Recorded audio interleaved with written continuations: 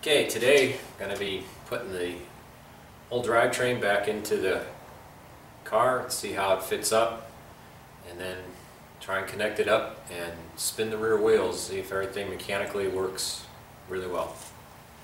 So here we go.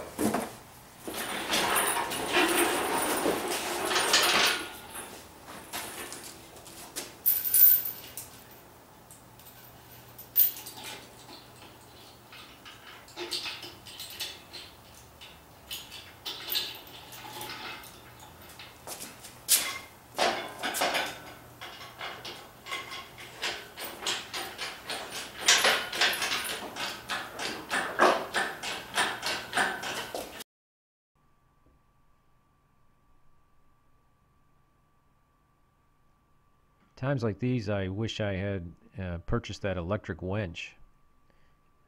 Make this job a lot easier.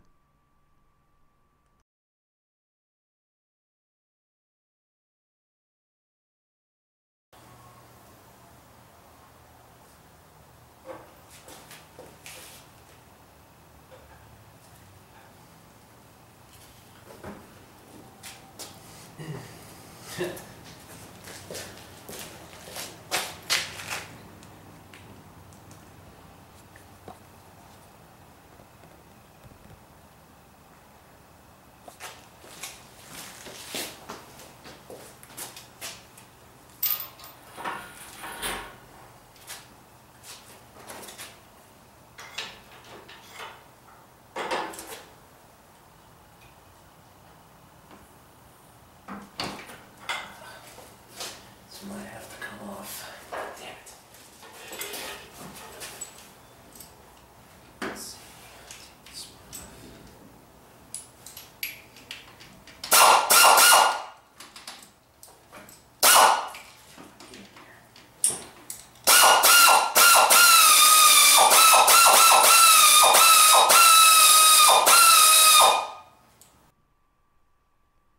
I thought I could save some effort in mounting the gear shift, so I tried to put the transmission in with the shift rod attached, but that didn't work.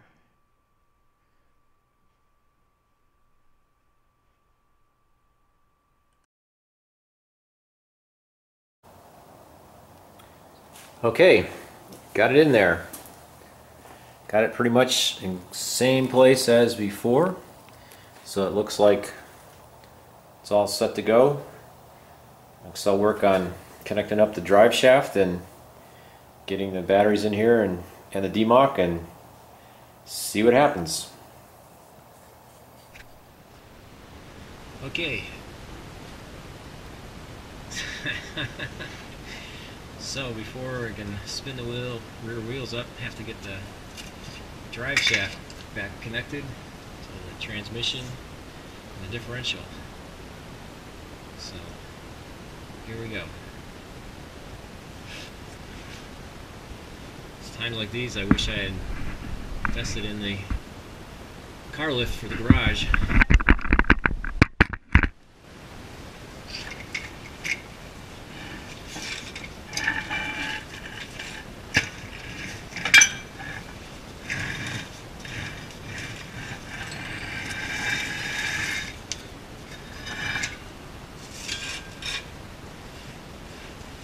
I think it's easier to get it into the differential first. As one pulls.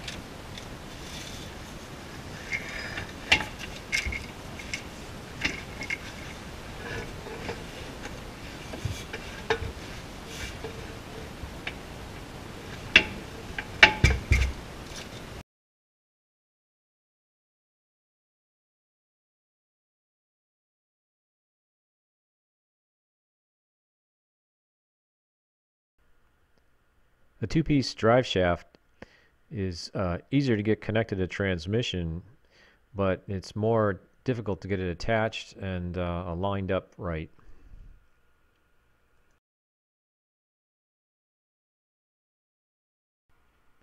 I ordered a new drive shaft, and that hasn't shown up yet, but this was just needed to get the wheels turning.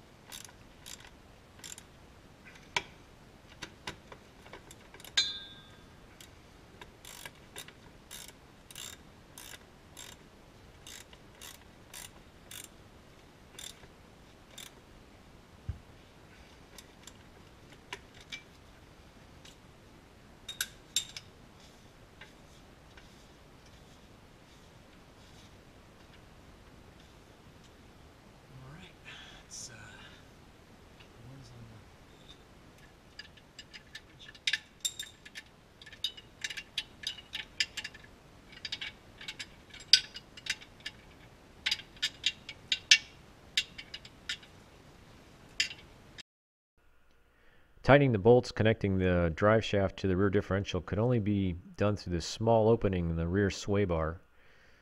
Can only get about a quarter of a turn and no room for a socket.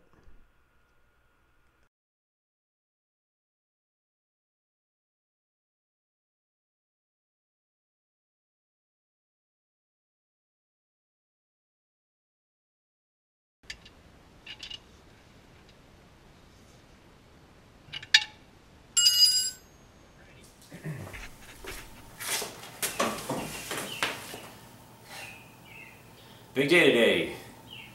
Gonna put the DMOC in, connect up the batteries, spin the motor, and then spin the rear wheels. See how it works. So here I have some 4x4s set up to support the DMOC. Also built a little temporary motor mount out of some aluminum angle iron. That's enough to hold the motor and keep it in place while it's turning. Got the battery boxes all strapped up. And I just have to connect them to be about 330 volts, those 3 sets of batteries. And let's see how the DMOC goes in.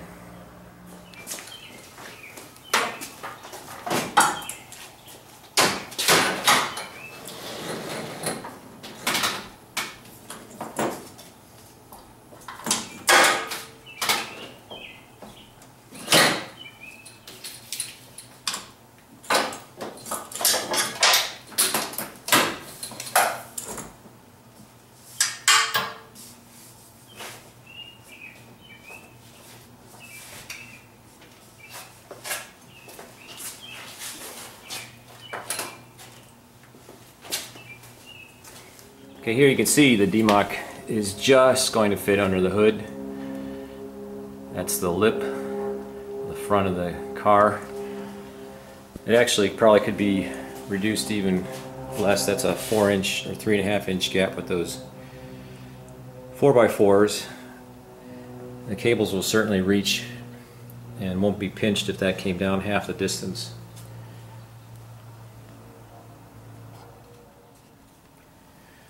Alright, the DMOC is all in, all cabled and connected up. Comes out down to computer, which will run a few things. And new version of the JevQ. Power supply, JDL 404 meter. This little control cart here. Throttle, connect switch, fuse, contactor, pre-charge resistor, and current sense. So 2 shunts, one for the JDL and one of the Sendyne SFP 100. Had to add the resistors for a voltage divider because it only takes up to 150 volts, and this pack's going to be 333. 3 battery boxes, each measuring almost exactly 111 volts, very uniform.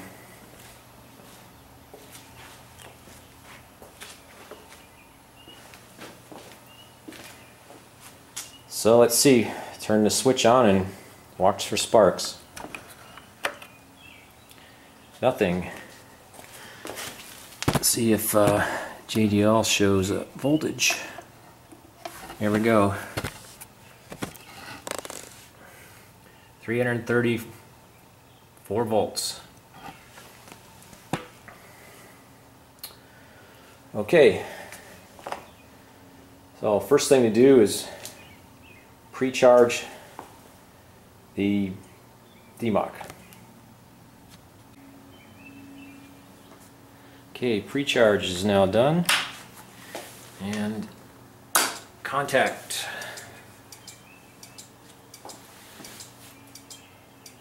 Oh, not enough current. Come on.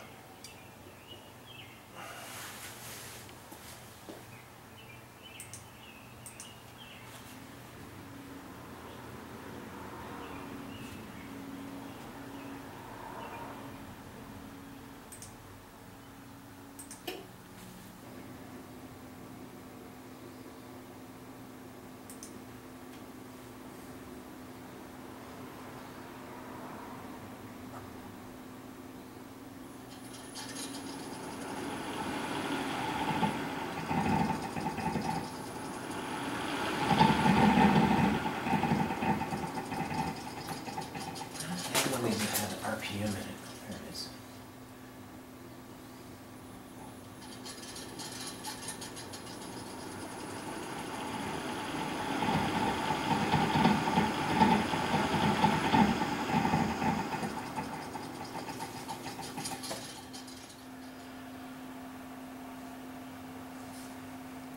Okay, it looks like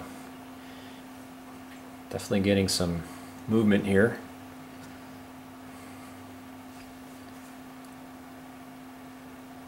You spin it up, there's 400. There's 1,000 RPM. It slows right down because of the regen. See on the, here's the curve I programmed into it. Regen's really steep at the bottom, so it slows down the motor very quickly. You see here that it looks like the sendine is connected backwards because it's reading negative current, even though it's reading positive voltage.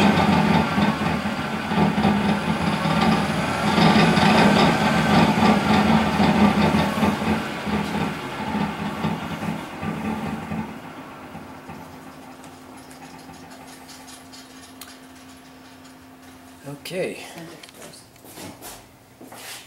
Tarsi's like, back off.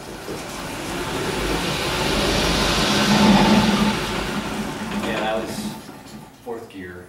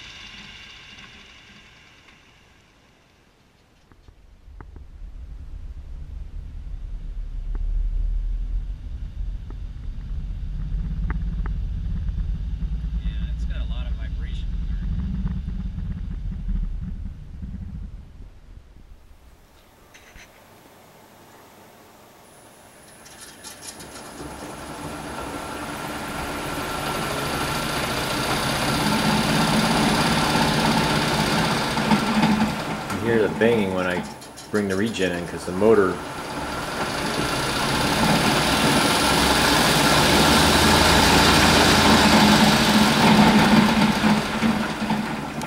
motor's turning it back against the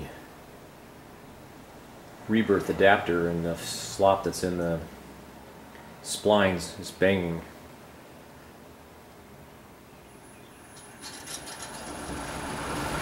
Starts up, but as soon as you slow it down with the regen, it really grinds in.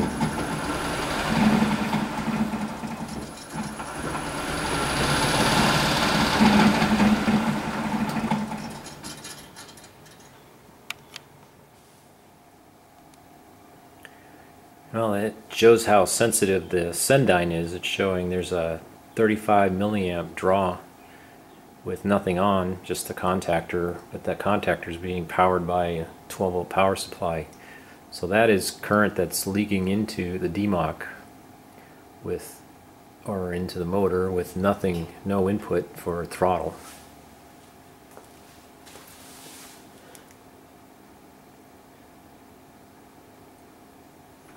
And you can see it moves up to 4 or 5 amps.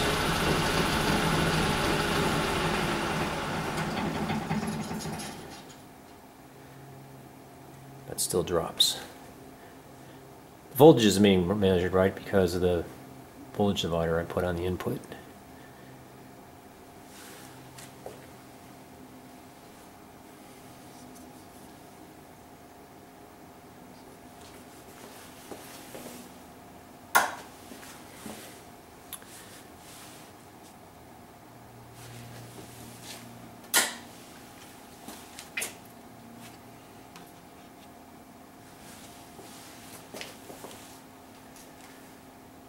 So when I close the contactor, it still shows there's about 20 milliamps of current flowing somewhere. If I close the disconnect switch, that drops down to basically the noise of a milliamp. Pretty amazing device. It can measure, this particular shunt can measure up to 100 amps and down to a few milliamps.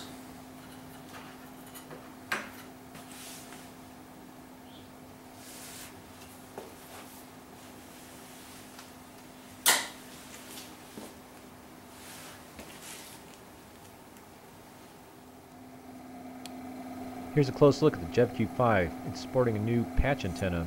That's for the Wi-Fi. That's the green square right there in the middle. And it really works well as an antenna.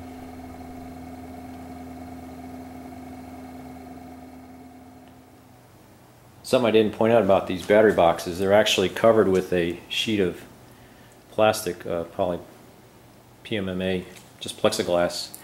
But because the battery boxes are at such a low level, it's quite easy to drop something metallic on them and have a catastrophic short circuit. So next thing is to cut slots for these wires so then the pieces of plastic can fit flat again.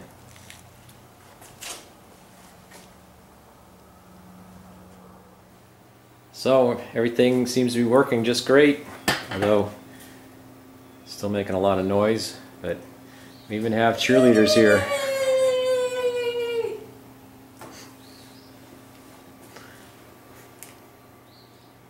Okay, so successful spinning of the wheels.